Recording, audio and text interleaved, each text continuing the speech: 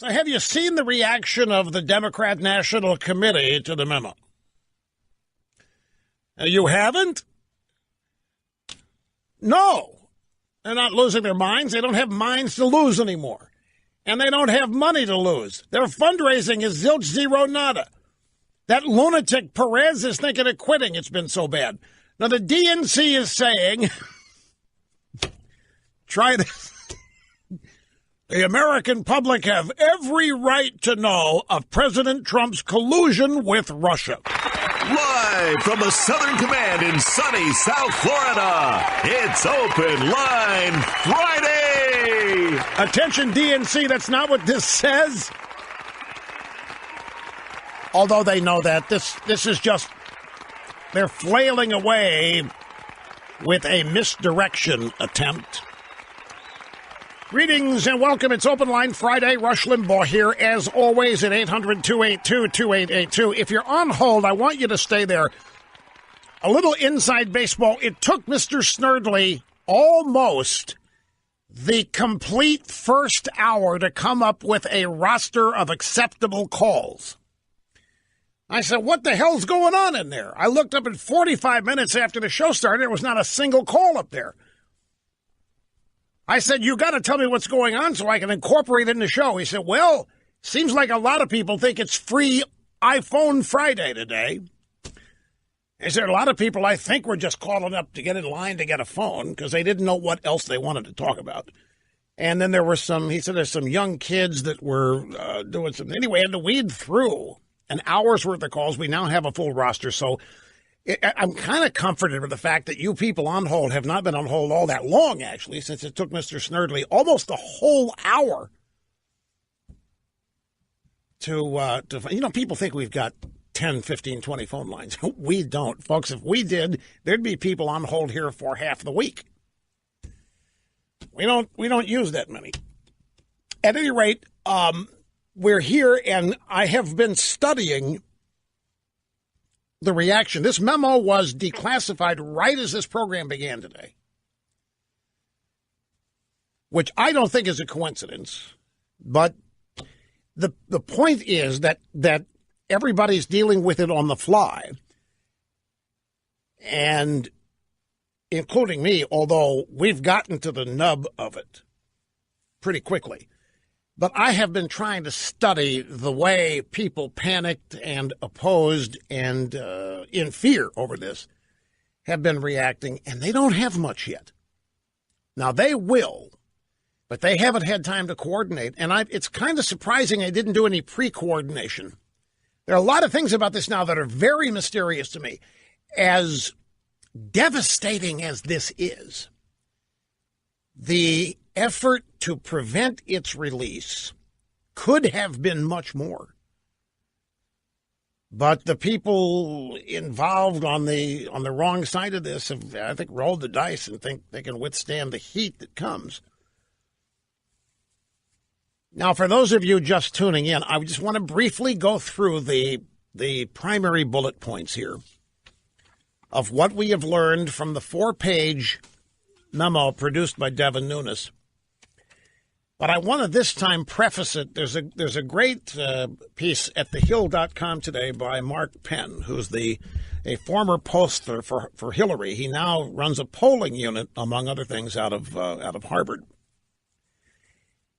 He starts off by saying that the New York Times and Washington Post yesterday ran editorials calling for prior restraint, meaning do not publish the memo written by the duly elected chairman of the House Intelligence Committee after the chairman and his staff reviewed classified documents related to the so-called Russia investigation.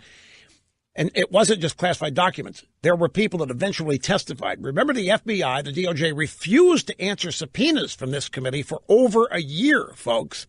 And them now caterwauling about what's been released. But they refused to testify. But Mark Penn's point here is really good. The Washington Post, the publisher of the Pentagon Papers, editorialized that this memo not be released.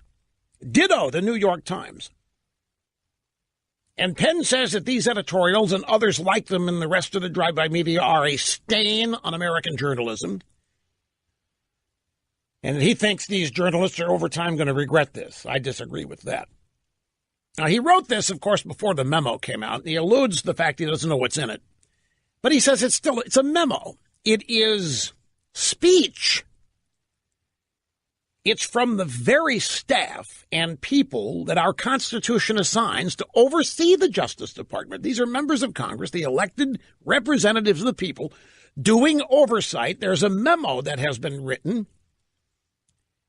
They're carrying out their constitutional duty to do the oversight of the DOJ and the FBI. And the elected officials who wrote the memo think that we should see it. Devin Nunes and his team think that we should see it. The people who don't want us to see it, didn't want us to see it, are the elected officials and leaders of the Democrat Party and the institutions and individuals whose actions are being reviewed. And several of the same newspapers that went to court to publish the Pentagon Papers. And then there's this point. For about a year, anybody who wanted to could read this fake, made-up, lying, politically originated opposition research paper known as the dossier that was paid for by the Hillary Clinton campaign and the Democrat Party. We've been able to read that for a year. We have been able to find and read all of these salacious lies about Donald Trump. And nobody has suggested that we shouldn't. In fact, the very media trying to suppress this memo from Devin Nunes struggled mightily, trying to find ways to publish it so that we can all see it. BuzzFeed finally did. They wanted us to see the dossier. They wanted us to believe the dossier, even though they knew it was a pack of lies, even though they knew it was made up, even though they knew it was a political document that was commissioned as opposition research. They knew that Christopher Steele, who wrote the dossier with the assistance of Russian agents, they knew that Christopher Steele passionately opposed Donald Trump and did not want him to become president. They knew all of this. They knew it was made up, and they wanted all of us to read that. And as such, for over a year, we have all been able to read about the golden showers. We've been able to read about all the so-called Trump people that met clandestinely with Russian agents. It never happened. Neither did the golden showers happen. But when it comes to the 4-page memo, the same people pushing the dossier on us, the same people asking us to read the dossier, the same people reporting every salacious detail of the dossier are now telling us that it's not wise for the memo to be seen. The memo should not be published. And it's journalists in the same newspaper that fought and broke the law to publish the Pentagon Papers, as I pointed out yesterday, is now suggesting a 4-page memo written by a duly elected representative of the people shouldn't be seen. Mark Penn says, I urge everybody to read this stupid dossier. It's obvious nonsense. It's not verified. It's been discredited. Its major allegations have no basis in fact. The idea that anything could be found in that dossier to be true does not rehabilitate it. Carter Page did go to Moscow. That's the only thing in this dossier that's true, and even that is misused. In light of that, a review. The Steele dossier formed an essential part of the initial application for a warrant to surveil Trump and 3 subsequent renewal applications. The Steele dossier was it. That's what they had. A made-up, salacious, factually absent opposition research document prepared for the campaign of Hillary Clinton was used to secure a warrant from the FISA court to spy on Trump and his campaign. Andrew McCabe, deputy director, FBI, confirmed that they would not have been able to even seek a FISA warrant without the dossier, which means they didn't have anything else. They didn't load it up with a bunch of other Trump stuff. There wasn't any Trump stuff. Turns out there was nothing on Trump that had anything to do with collusion with the Russians. And so they had to rely on a totally made-up political opposition research paper dressed up as real intel to get a FISA warrant and then had that warrant renewed 3 separate times. The political origins of the dossier were known. In other words, people at the Department of Justice and the FBI, and this means Loretta Lynch, this means James Comey,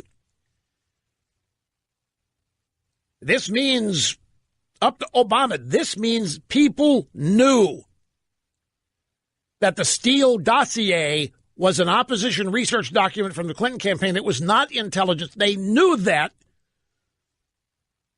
but did not inform the FISA court of that. That's bad enough. But to add to the weight of their application, they included media reports on the dossier in the FISA court application. I was really worried that expectations for this memo had been raised so high that no matter what the contents, people would react. Is that it? Is that all? Folks, if anything, this memo was undersold. The revelations in this memo, even though the foundation of it we suspected and were very certain were true, the add-on items, the confirmation of the political corruption of the FBI at the upper levels and the DOJ ditto is inescapable. And we now find out that the special counsel is investigating the wrong people. And that's on purpose. The special counsel needs to be investigating the Clinton campaign and its conspiring with Russia to influence the outcome of a presidential election and then question the legitimacy of that election after it had happened. The collusion, the conspiring, all of that happened with the Democrat Party, with Hillary Clinton, the DNC, Fusion GPS, and the wife of Bruce Orr, a DOJ official whose wife worked at Fusion GPS. This is entirely a Democrat-run operation. Trump was nowhere near it. The special counsel is now looking for evidence of Trump conspiring with Russia, so there's none. Nobody's found any in a year. Now they're looking at Trump obstructing justice. This is a major expose. The swamp, the establishment, has had the lid blown off of it today.